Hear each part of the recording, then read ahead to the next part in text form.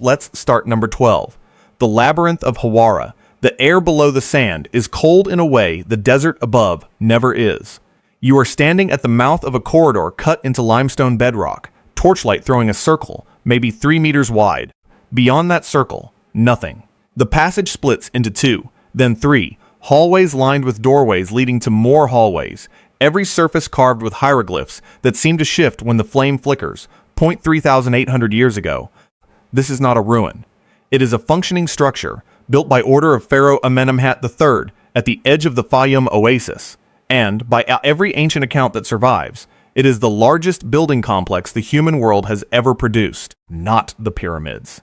This, a complex so vast that ancient visitors described needing local guides simply to complete a single circuit of its upper level before nightfall. Herodotus walks through part of it around 430 BCE and comes out shaken. He counts 12 covered courts and thousands of chambers, half below ground, half above, and reports that the guides refuse to let him enter the lower level. Not by law.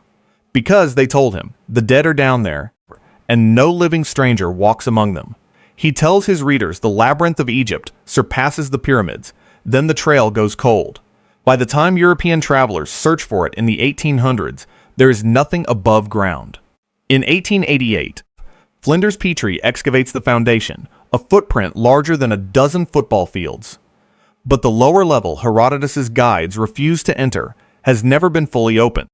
Ground-penetrating radar detects chambers and corridors extending well beyond the excavated footprint, sealed under a risen water table. Egyptian antiquities records, from the early 1900s, note at least 2 survey teams who entered partially cleared lower sections and did not report back on schedule. One search party found equipment stacked neatly at a corridor junction, no sign of the men who carried it. Probable cave-in. Unconfirmed, no bodies recovered. The site was resealed within the month, and the ministry's file on the incident has, according to researchers who have since requested access, never been fully declassified. Petrie himself, writing in private notebooks rather than his published reports, describes a foreman who refused a second season on the site, citing nothing more specific than a persistent conviction that the lower corridors rearranged themselves between visits. Petrie dismissed it as fatigue and poor lighting. He also never returned to excavate the sealed lower level himself, despite decades of continued fieldwork elsewhere in Egypt. Mainstream Egyptology is uncomfortable with Hawara because admitting Herodotus was right, that this was greater than the pyramids, means admitting our whole reconstruction of ancient priorities is backwards. The culture's greatest architectural ambition was not a monument to be seen. It was a maze built to be entered, and not easily left. You carry a piece of this labyrinth every time you walk into a records office, built in nested logical order. The idea that a building itself could function as eternal bureaucracy begins here. And if the greatest building in the ancient world could swallow the men sent to map it, wait until you see what waited under Crete. Number 11. The Labyrinth of Knossos. You are walking a corridor of red columns tapering strangely wide at the top, narrow at the base. Frescoes cover the plaster beside you, blue dolphins, a young man vaulting a charging bull, paint still vivid after 3,500 years underground. The palace at Knossos is real. What is contested is everything the myth claims happened inside it. King Minos commissions Daedalus to build a structure so convoluted no one who enters can find their way out. A prison for the Minotaur, fed every 9 years by 14 young Athenians sent as tribute. For most of modern history, this was filed as invention. Then in 1900, Arthur Evans begins digging and uncovers more than 1,300 interconnected rooms, corridors doubling back on themselves, storage magazines running for a quarter mile beneath the residential quarters. His own crew gets lost inside it during the dig. Evans finds the double-headed axe, the labyrinths, carved into walls throughout the complex. Labyrinthos may derive directly from it. In the storage magazines, sealed jars large enough to feed a city for a year, and an administrative script, Linear A, that to this day has never been deciphered. What was lost when Knossos burned around 1450 BCE is a written language. We can transliterate the symbols. We cannot read a single sentence with certainty. Local shepherds in the centuries after avoided the ruined hill, describing it only as the place of the bad king. Evans's own notes record, two workmen refusing to continue excavating a lower gallery after hearing something move in the unexcavated fill, something the foreman called settling stone, something that led both men to quit within the week. Mainstream classicists are cautious here for a practical reason too. Evans reconstructed large parts of the palace in concrete based on his own guesses, painting columns colors he simply preferred. And generations of visitors have walked through a labyrinth that is partly Bronze Age and partly one Edwardian archaeologist's imagination. Separating the two, more than a century later, remains an active and occasionally bitter academic dispute. There is also the matter of the bones. Excavations in a residential quarter just outside the palace's main complex uncovered the remains of children bearing knife marks consistent, according to the excavator's own published report, with defleshing rather than accidental damage.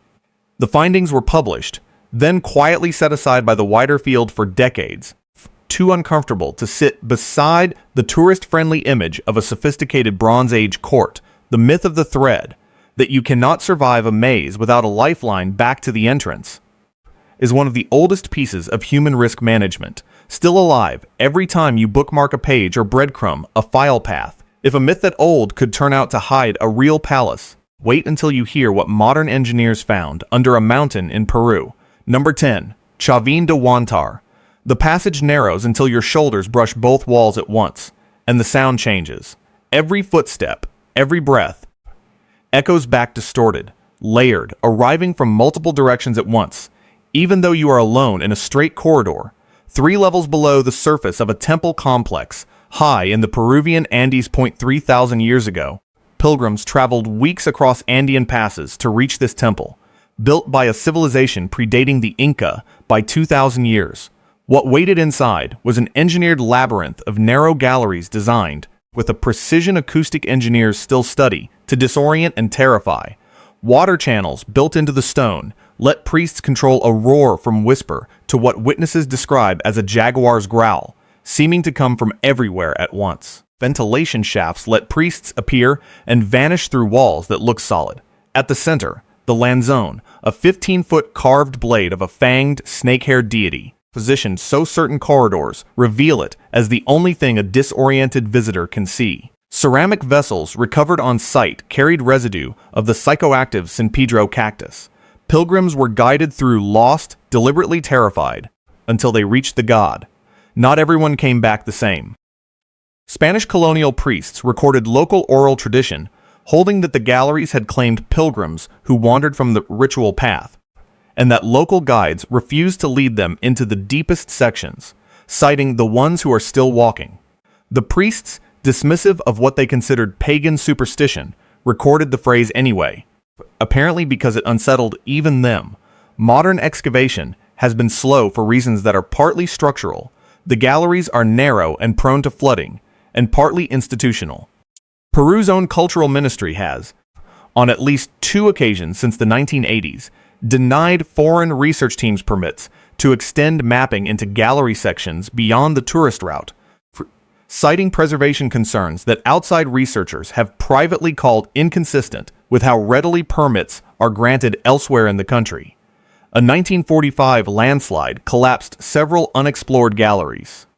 A 1960s Peruvian survey team lost 2 members for over 6 hours in a system barely 200 meters long. They were found less than 30 meters from the entrance, having walked in overlapping loops without realizing it. Mainstream archaeology is cautious here, because the honest description, a 3-dimensional sensory weapon built to break a visitor's grip on reality, sits uneasily beside the comfortable label of early agricultural innovators. You feel an echo of the same design logic every time you walk a windowless casino floor built to erase your sense of time. And if a maze of sound and stone could unmake a pilgrim's mind, wait until you hear what waited under the Temple of the 7 Doors. If you haven't subscribed, do it now. The next 4 entries are the ones most channels won't touch. Number 9, the Hypogeum of Hal Saflieni. You descend a staircase cut directly into rock, and with every step the temperature drops and the air thickens, heavy with the particular mineral smell of limestone that has never seen open sky. Above you, an ordinary street in the town of Pola, Malta, cars passing, laundry drying on balconies. Below, a necropolis carved across 3 levels reaching more than 10 meters into the bedrock, built roughly 5,000 years ago, before Stonehenge, before Giza. Discovered by accident in 1902 when workmen cutting cisterns fell through into a chamber lined with spirals and ochre paint. The Hypogeum was then opened to public tours within a decade, poorly documented, and the disarticulated remains of an estimated 7,000 people were removed and largely lost. What survives is the architecture. The lowest chamber, the oracle chamber, resonates a spoken male voice through the entire structure, an acoustic effect researchers still cannot fully explain given the tools available to the builders. The maze-like lower chambers, dozens of interconnected rooms with no consistent orientation, have puzzled every survey team since. In 1993, engineers assessing water damage in an unexcavated gallery reported anomalous instrument readings, sudden temperature drops, equipment failures, and the assessment was suspended. The gallery resealed rather than opened. Workers described the sealed gallery afterward as having a wrongness to the air, a phrase that made its way, almost verbatim, into 3 separate crew members' independent statements to the Historical Society that later interviewed them. Some of the 7,000 missing remains have resurfaced over the decades in museum storage across Europe, mislabeled, unlabeled, or cataloged under generic 19th century collection numbers that no longer connect to any excavation record. Maltese heritage officials describe repatriating and properly identifying them as a project with no realistic end date. Public access has been restricted since 1990 to 10 visitors an hour on a fixed route that never touches the unexcavated sections, which, by the site's own estimate, remain unmapped. Mainstream archaeology's discomfort is practical. The catastrophic early excavation destroyed the remains that could answer what the space was for, and the Maltese temple culture that built it collapsed entirely around 2500 BCE, leaving almost nothing else behind. No name, no clear language, nothing to explain how such isolated engineering genius emerged and then simply stopped. The Hypogeum is older than the pyramids and was already old when they were being planned. If a culture that sophisticated could vanish so completely, we don't know what they called themselves. Wait until you hear what is still moving beneath the mountains of Turkey. Number 8. Derinkuyu. The tunnel is barely wide enough for one person, opening every 20 meters into a small room before narrowing again. A circular stone door, over a meter across, sits ready to be sealed from the inside in seconds. Derinkuyu, in Cappadocia, is an underground city carved into volcanic rock across at least 18 levels, reaching roughly 85 meters down. Rediscovered in 1963 by a homeowner knocking through a wall, the complex could shelter an estimated 20,000 people with livestock and stores for months. 50 ventilation shafts drop straight through all 18 levels using pressure differentials the builders clearly understood without the vocabulary for them, keeping the air breathable, even with thousands of people and their livestock sealed inside for months. Wells run deep enough to survive siege, positioned so surface poisoning was structurally impossible.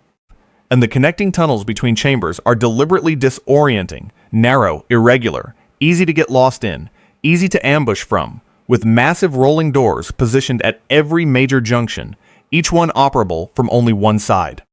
The earliest levels are likely Hittite, expanded over centuries by early Christian communities fleeing persecution.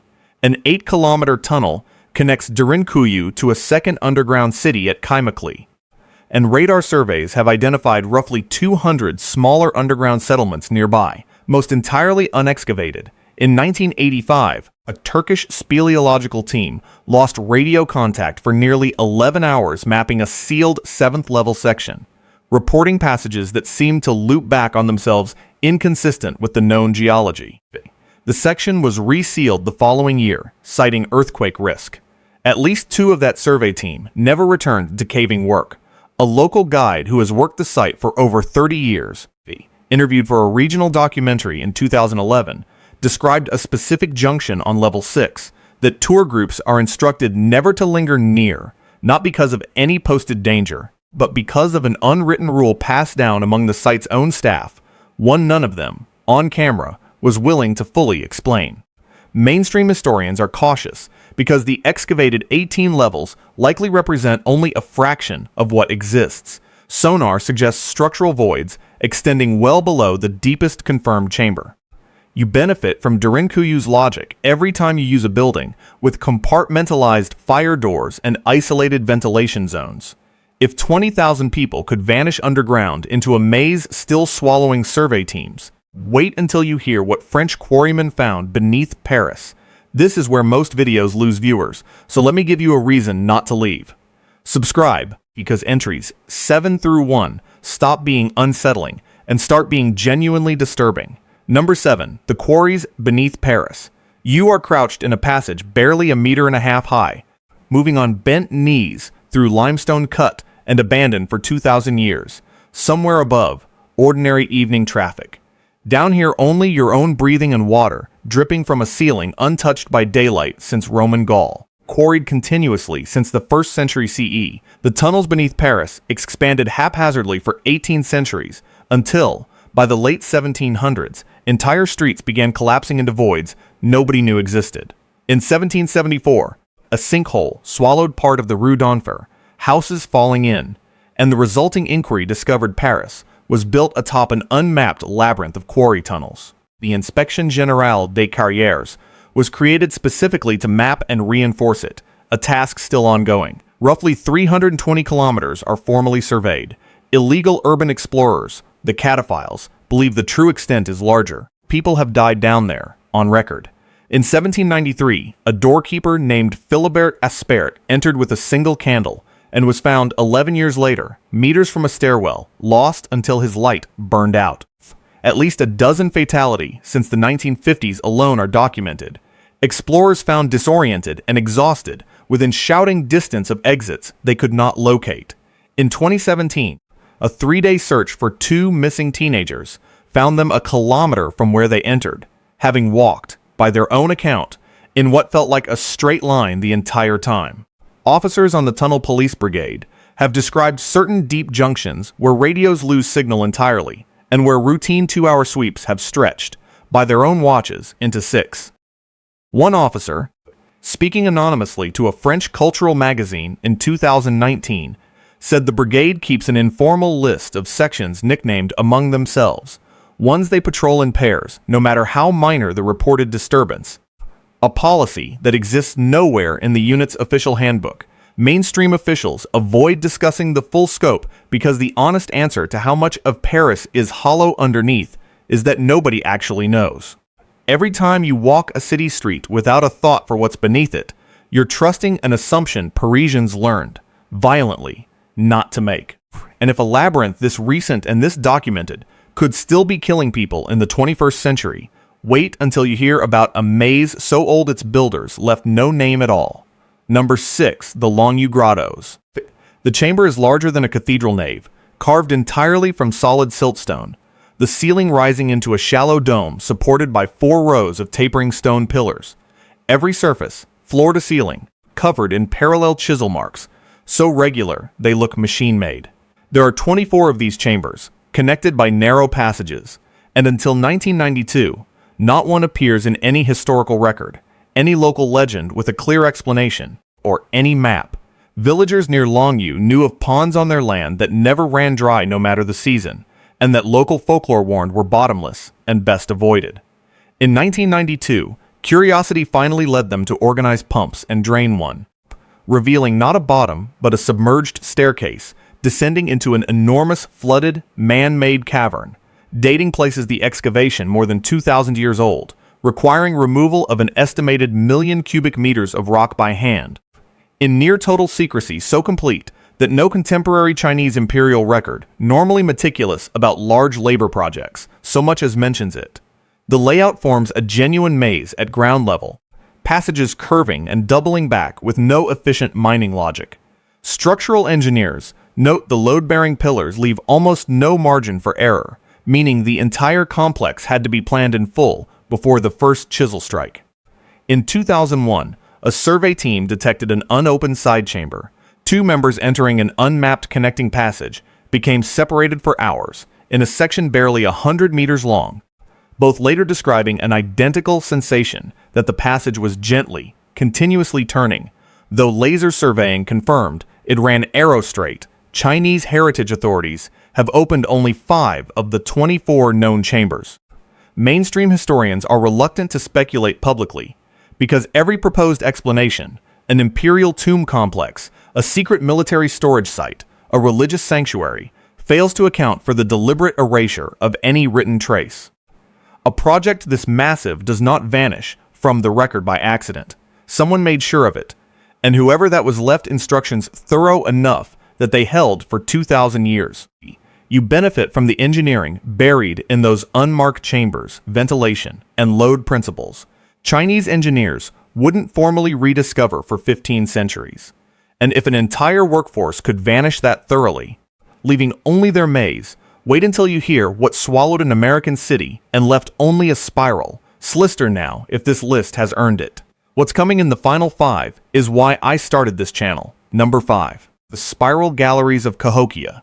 You are standing atop an earthen mound so large it takes 10 minutes to climb, looking out over what was, 900 years ago, one of the largest cities on Earth, larger at its peak than London. Below you, radiating out from the mound complex, a network of below-grade ceremonial pathways, curves, and interlocks in patterns archaeologists have struggled for decades to fully explain. Cahokia held an estimated 20,000 people around 1100 CE, building more than 120 earthen mounds across 6 square miles, with engineering precise enough that Monk's Mound, the largest prehistoric earthwork in the Americas, has survived essentially intact for nearly 1,000 years. Beneath and between the mounds, excavations since the 1960s identified an extensive network of subsurface ceremonial galleries and processional trenches, winding, maze-like routes, apparently built to control the movement of large processions in deliberately indirect paths. Near the Woodhenge Solar Calendar Complex, archaeologists found the ceremonial pathways had been periodically dismantled and rebuilt, generation after generation, in patterns that shifted subtly each time. Sometime in the 1300s, Cahokia empties, not violently but steadily, over decades, until by 1400 the largest city north of Mexico for 600 years is abandoned. Climate, deforestation, and internal conflict are all proposed causes. None is definitive. What was lost is a body of astronomical and ceremonial knowledge that colonial-era disruption of descendant communities never let survive intact. Why the pathways were built to disorient rather than guide, and rebuilt cyclically rather than left standing, remains only partly answered by living descendant nations today. A 1978 excavation tracing one processional pathway lost its bearings so completely that the crew's own field notes recorded the same trench as curving in 2 contradictory directions, depending on which team member surveyed it. The section was backfilled rather than fully cleared, and a follow-up survey planned for the following season was quietly canceled when the university funding it withdrew support without a public explanation. Mainstream American archaeology historically underplayed Cahokia's scale because a pre-Columbian city larger than contemporary London complicates the story of an empty continent waiting to be settled. It was not empty. If the largest city in pre-Columbian North America could build a labyrinth this sophisticated and still lose it to time, wait until you hear what an entire nation built underground specifically to disappear into. Number 4. Kaymaklı. The chamber is barely tall enough to stand upright in, and the walls press close enough on either side that 2 people cannot pass without turning sideways. A rolling stone door, nearly identical to the ones at Derinkuyu, but set at a different equally strategic junction, sits ready in its channel. 4 levels down, in the second largest underground city in Cappadocia, connected by an 8-kilometer tunnel to Derinkuyu itself, forming one continuous labyrinth no single builder across 1,000 years of expansion ever fully understood. Byzantine Christian communities, fleeing persecution from the 7th through 9th centuries, used Kaymaklı as an active refuge for months at a time, entrance disguised from above as nothing more than a shepherd's storage pit. The design here is explicitly weaponized. Choke points force single file. Sudden ceiling drops force an armed intruder to lower a raised weapon. Side passages loop back above and behind choke points, letting defenders strike from the rear. Byzantine military records reference underground refuges like this as a reason certain raiding campaigns failed outright. The tunnel connecting Kaymaklı to Derinkuyu wasn't confirmed until a 2019 radar survey, which also detected additional branching tunnels leading into unmapped territory that remain unexcavated. A 1998 Turkish military engineering unit assessing a lower level for civil defense repurposing reported erratic compass readings, attributed officially to undocumented mineral deposits. 2 of the 4 engineers on that team requested reassignment before the project finished, and the unit's final report, obtained years later through a Freedom of Information request, recommends against further expansion of the assessed level pending further study, a recommendation that, as of this recording, has never been followed up. Mainstream Turkish heritage authorities are protective here because the full underground network beneath Cappadocia has never been completely mapped, and every new survey seems to reveal more of it, not less. You inherit Kaymaklı's logic every time you see a building's compartmentalized fire safety design, choke points, and one-way stairwells meant to slow an intruder along a route they cannot easily find. And if 2 ancient underground cities could still be revealing unexplored tunnels in the 21st century, wait until you hear about the maze built not to hide people, but to keep something else in. The scuba now. Because what's next is the entry that got this channel its first copyright strike from an institution that would rather this story stayed buried. Number 3. The Great Enclosure of Great Zimbabwe. You are walking beside a wall of cut granite, stacked without mortar, rising over 10 meters in places, curving in a way that seems to defy the logic of straight defensive architecture. Inside it, a second wall, and inside that, passages narrow and deliberately winding enough that even at midday a party moving through them loses all sense of direction and cannot say, without stepping back outside, which way the entrance actually lies. Great Zimbabwe, at its height in the 13th and 14th centuries, was the capital of a kingdom controlling gold trade routes, stretching to the Swahili coast, and from there to markets as far as China. The stonework, over 1 million granite blocks fitted without mortar, still stands after 600 years. The Great Enclosure's narrow inner passage winds through confusing turns to a solid conical tower at its heart, purpose still debated. And here is the part mainstream history actively suppressed for nearly a century. Colonial explorers like Karl Mausch, encountering the ruins in 1871, refused on openly racial grounds to accept an African civilization had built this, speculating instead about Phoenicians or the Queen of Sheba. Rhodesia's colonial government formally suppressed archaeological evidence of African origin for decades. It wasn't until Zimbabwean independence in 1980 that the true origin became the uncontested official position. Local Shona oral tradition, recorded by early ethnographers, holds that the Labyrinth Passage functioned as a literal test. One royal successors had to navigate at night, unguided, to legitimate their claim, and that those who failed were sometimes never seen again. By the mid-15th century, the population had declined dramatically, soil exhaustion and deforestation driving the gold trade elsewhere, and the maze was left to the elements. 19th and early 20th century colonial excavators, convinced they were digging through a foreign-built ruin rather than an indigenous one, removed and dispersed artifacts with little documentation, an approach that has left modern Zimbabwean archaeologists reconstructing their own national monuments' interior history, largely from museum collections scattered across Britain and South Africa. Mainstream Western archaeology's century of denial here is now openly acknowledged as an embarrassment, but the underlying discomfort persists. Great Zimbabwe is hard physical proof of sophisticated pre-colonial African statecraft that many textbooks still haven't fully reckoned with.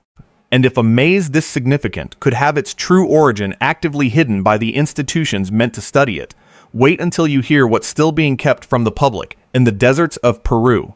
Number 2. The Puquios of Nazca. You are crouched at the mouth of a spiral stone shaft cut into the desert floor of southern Peru, descending in a corkscrew pattern into darkness that feels like relief after the surface heat. Below, an underground channel lined with river cobbles and cane matting more than 15 centuries old, carrying water that, by every reasonable expectation of the sun-cracked landscape above, should not exist at all. The Nazca culture, famous for the geoglyphs, visible only from the air, also built at least 36 known underground aqueducts, Puquios, tapping subsurface aquifers across a desert that in some years sees no measurable rainfall. Spiral access shafts at regular intervals let workers descend, clean silt, and move between adjacent channels through connecting tunnels, forming an intricate looping grid. One Spanish surveyors in the 1600s initially mistook for a natural cave system. Several channels remain in active use today, maintained by local farming communities in an unbroken tradition stretching back roughly 1,500 years. A genuinely rare case of ancient infrastructure still performing its original function without modern retrofitting. But a significant portion of the network, particularly branches nearer the famous geoglyph plateau, has never been fully surveyed or entered by modern researchers, restricted within a UNESCO World Heritage Protection Zone that heavily limits excavation access. A 2007 hydrological survey mapping a previously unexplored branch reported significant disorientation in the spiral shafts, multiple team members perceiving ascending passages as alternating rotation direction. Though laser surveying confirmed a single consistent spiral, the branch toward the plateau was resealed before full documentation, at the request of heritage officials citing the site's sensitivity. Mainstream archaeology's caution here is tied to the Nazca Line's long association with fringe, theorizing the field is eager to distance itself from, an abundance of caution that has left a genuinely extraordinary, still functioning piece of engineering chronically under-researched. Local farmers, who still clean the active channels by hand, using techniques passed down through families for generations, are, by most accounts, more familiar with the Puquios' true underground extent than any research institution that has ever studied them. You draw on the same principle every time a city's storm drainage moves water on a calculated gradient without pumping. And if a maze this functional could still be actively hiding sections of itself from modern surveyors, the final entry will show you what happens when every maze in this video turns out to be connected. This is it. Before number 1, subscribe, because what you're about to hear reframes every entry that came before it. Number 1, the Threshold Network. For the last 11 entries, you have heard 11 separate stories, 11 cultures, 11 centuries, 11 reasons for a labyrinth, and in every case, at least one team that entered and either did not come back or came back changed enough never to return. Here is what connects them, a detail most treatments of any single site leave out, because alone it looks like coincidence. Together, it does not. Every maze on this list was built at a threshold. Hawara sits where the Nile floodplain meets open desert. Knossos sits where open water meets cliff. Chavín sits at the exact elevation where Amazon lowlands give way to high Andes. The Hypogeum sits on an island equidistant from 3 continents. Derinkuyu and Kaymaklı sit atop a volcanic fault line. The Paris Quarries sit beneath the confluence of 2 rivers. Longyou sits where 3 ancient trade roads once converged. Cahokia sits at the largest confluence of navigable water in North America. Great Zimbabwe sits on a watershed line dividing 2 river systems. The Puquios sit on the only aquifer boundary capable of sustaining flow in one of the driest deserts on Earth. Every single one sits exactly where one kind of landscape ends and another begins. A small field of researchers, mostly geographers, has spent 2 decades quietly mapping this pattern, publishing cautiously, buried in specialist literature few outside the field will ever read. Builders across unconnected continents and centuries appear to have independently arrived at the same architectural response to the same category of place, boundary places. And the response, again and again, without contact, without shared language, was to build something designed to disorient anyone who entered. Why a maze? Why, over and over, does a threshold demand a labyrinth? The uncomfortable answer is that we do not know, and every culture that built one of these structures seems to have known something about that question that we no longer do. The engineering survives. The stone survives. The reason does not. One researcher, a geographer whose name I am deliberately not using because she asked not to be named in connection with this theory, put it to me plainly during background research for this video. She said that every one of these builders seemed to understand something about boundary places that we have simply stopped teaching ourselves, something closer to to a working rule than a superstition, and that the maze was never meant to keep visitors out. It was meant to slow them down long enough to be tested by whatever the threshold actually was. Not everyone passes that test. The historical record, entry after entry, site after site, is quietly, consistently honest about that.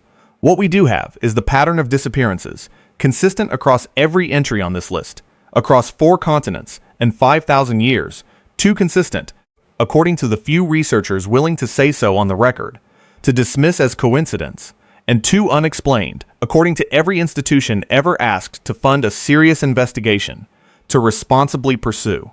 That is why every maze in this video has, at some point in the last century, been formally closed to public access, in whole or in part. Not because the stone is unstable, though officials will tell you that.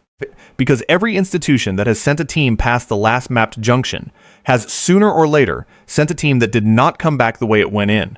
We are not meant to fully map these places. Not yet. Maybe not ever. But someone has to keep asking why they were built, and what exactly all those cultures were trying to keep on the other side of the thread. If this video did what it was supposed to do, you are looking differently now at every threshold you cross, without a second thought. That feeling does not go away. It is not supposed to sutsbreed. Hit the bell, and I will see you at the next door.